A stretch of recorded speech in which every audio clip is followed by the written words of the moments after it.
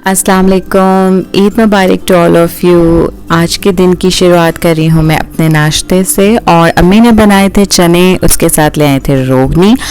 तो रात में बहुत लेट सोने के बावजूद अभी नाश्ता करने के बाद मैंने ये ईद का अपना ड्रेस पहन लिया, और गर्मी इतनी ज़्यादा थी कि मैं उसको चेंज करके फिर अपनी नानी की तरफ चली गई। आप देख सकते हैं कि ये मेरी मेहंदी का कलर बहुत लाइट आया था डबल कोट करने के बावजूद।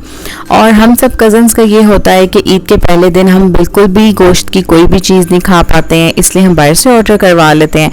तो आज भी हम सब ने मिलकर यही डिसाइड किया कि कुछ बाहर से ऑर्डर कर लेते हैं। और वैसे आप लोगों में से बहुत से ऐसे लोग होंगे जो ईद वाले दिन गोश्त नहीं खा सकते होंगे। हम लोग भी इसी तरह करते हैं, बाद में बारबेक्यू करके या किसी भी और तरीके से कबाब वगैरह बना के खा लेते हैं, लेकिन हम ईद वाले दिन बिल्कुल गोश्त के आइटम्स नहीं खा सकते। तो बस फिर हम लोगों ने ये पापा सेलस का पिज़्ज़ा ऑर्डर कर लिया था। और क्योंकि चांद रात वाले दिन मेरी एनिवर्सरी भी थी, और ये मेरी फर्स्ट एनिवर्सरी थी जो मेरे हस्बैंड के बगैर थी, तो बस हमने सोचा कि चलें आज छोटी सी एनिवर्सरी भी सेलिब्रेट कर लेंगे। तो हमने केक मंगवा लिया था, और ये आप देख सकते हैं पिज़्ज़ा बहुत मज़े का था, और हम सब ने मिलकर इसको बहुत एंजॉय किया था। और ये एक पेपरोनी पिज़्ज़ा था और एक चिकन टिक्का। तो बस फिर आज के दिन की हमारी यही इन्जॉयमेंट थी कि कज़न्स ने मिलके बस खाना पीना किया और बातें की और बहुत इन्जॉय किया। आप लोग अपनी ईद किस तरीके से मनाते हैं? पाकिस्तान में मेरी 4 साल बाद ईद आई थी, और बहुत एक्साइटेड भी मैं थी, और गर्मी बहुत ज़्यादा लग रही थी। गर्मी तो रियाद में भी बहुत ज़्यादा होती है, लेकिन ह्यूमिडिटी इतनी नहीं होती, शायद इस वजह से इतना फील नहीं होता। और जी मेरी 6th एनिवर्सरी थी जो मेरे हस्बैंड के बगैर थी, और मैंने अपने हस्बैंड को बहुत ज़्यादा मिस किया, क्योंकि मैं अपनी हर एनिवर्सरी पे अपने हस्बैंड के साथ होती हूँ, और ये मेरी पहली एनिवर्सरी थी जिसमें मेरे हस्बैंड मेरे साथ नहीं थे। तो और ईद पे भी हस्बैंड मेरे साथ नहीं थे। तो इंशाल्लाह बहुत जल्द मैं रियाद वापस चली जाऊँगी जैसे ही फ़्लाइट्स खुल जाएंगी।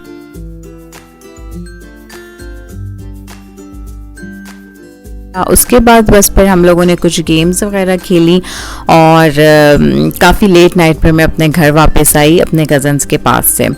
तो जी नेक्स्ट डे फिर सिस्टर ने आ जाना था, तो इसीलिए मैंने आज सारा टाइम यहीं पे स्पेंड किया। और आप देख सकते हैं कि केक बहुत मज़ेदार था, बहुत यमी केक था। ये मिठाई है जो अम्मी ने घर में बनाई थी, और ये कबाब बनाए थे अम्मी ने बहुत मज़े के। और ये दही भल्ले और फ्रूट चाट हमने बाहर से मंगवा ली थी। तो सिस्टर अभी आई थी अपने हस्बैंड के साथ।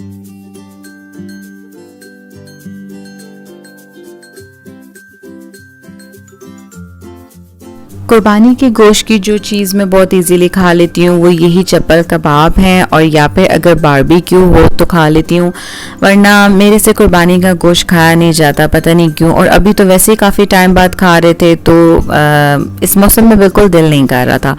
तो हम लोगों ने बस इस तरह की स्नैकिंग से ही अपना पेट भर लिया। और क्योंकि मेरी सिस्टर यहाँ पर कुछ टाइम के लिए रहने आई हुई थी, तो हमने सोचा कि कुछ देर के बाद हम बाहर चले जाएंगे थोड़ा चेंज के लिए।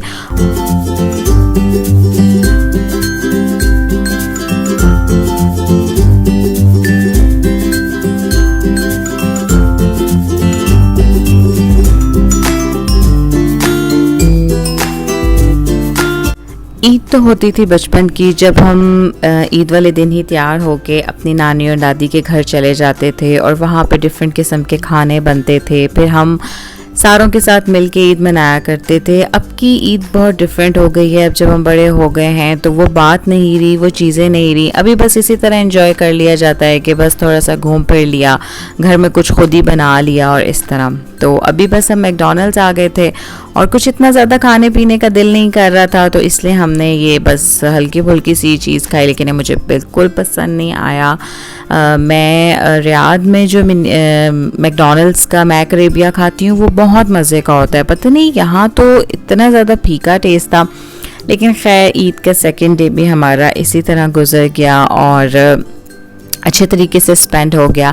लेकिन मैं आपको यही बता रही थी कि असल ईद तो होती थी बचपन की ईदें, जब आपको किसी बात की फ़िक्र नहीं होती थी, बस आपको ये पता होता था कि आपने तैयार होना है और बस आपने मिलने जाना है, और बस इसी तरह। तो ये जी हार्डीज़ का आइसक्रीम शेक है, आप लोग ज़रूर ट्राई कीजिएगा, ये बहुत यमी होता है। और ये है जी ईद का थर्ड डे और आज के दिन मेरी सिस्टर ने मुझसे बोला कि उसको सिंगापुरियन राइस खाने का दिल कर रहा है, तो बस फिर मैंने ये थोड़े से ही सिंगापुरियन राइस बना लिए।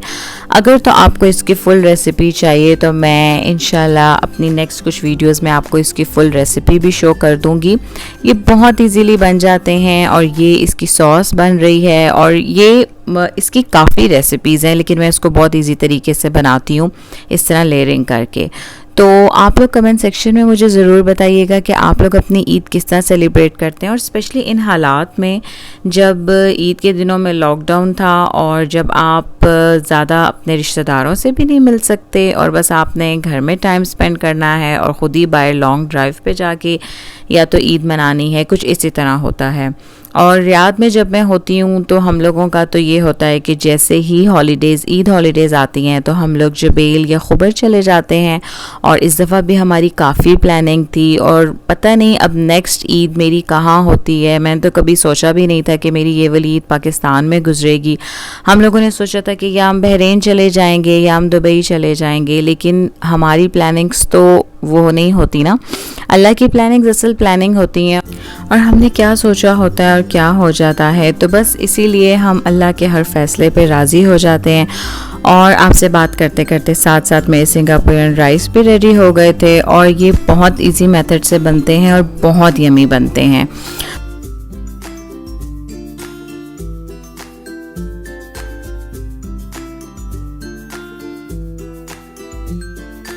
राइस खाने के बाद हम अपनी ऑल टाइम फेवरेट तहजीब पे आ गए कुछ मीठा खाने के लिए, और आप देख सकते हैं कितनी खूबसूरत डेकोरेट हुई हुई थी ये, और ये इन्होंने स्पेशल ईद के लिए सारी सजावट की हुई थी और इतनी प्यारी लाइटिंग हुई हुई है।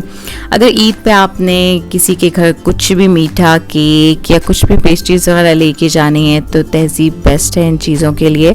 और आप देख सकते हैं इसकी सारी चीज़ें मैं पहले भी अपनी एक वीडियो में आपको तहजीब दिखा चुकी हूँ।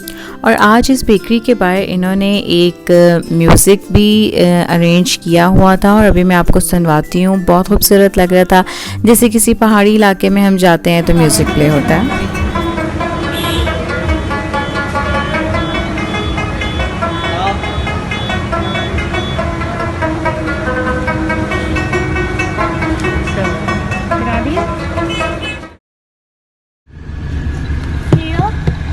आज हम लोग फिर कोयटा टी पीने आए हैं और काफ़ी एंजॉय कर रहे हैं। वैसे तो गर्मी है लेकिन फिर भी हमने सोचा कि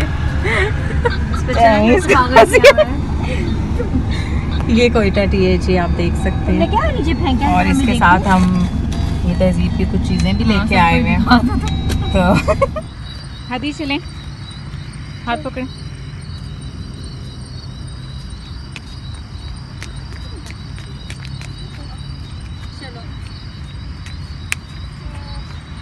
घर में गर्मी में बैठ बैठ के जब हम बोर हो रहे थे तो फॉर अ चेंज हम लोग बाहर आए और हमने सोचा कि बच्चों को किसी पार्क वगैरह में भी थोड़ा सा राउंड लगवा देते हैं।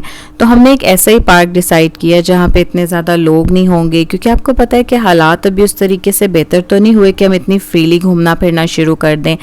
लेकिन आप यकीन करें, इतनी गर्मी थी, इतनी ह्यूमिडिटी थी कि हम यहाँ पे 5-10 मिनट से ज़्यादा रुक नहीं सकते। और बस इस तरीके से गुजरी मेरी ईद पाकिस्तान में। आई होप आपको मेरी वीडियो अच्छी लगी होगी। लाइक शेयर एंड सब्सक्राइब ज़रूर कीजिएगा। अल्लाह हाफिज़।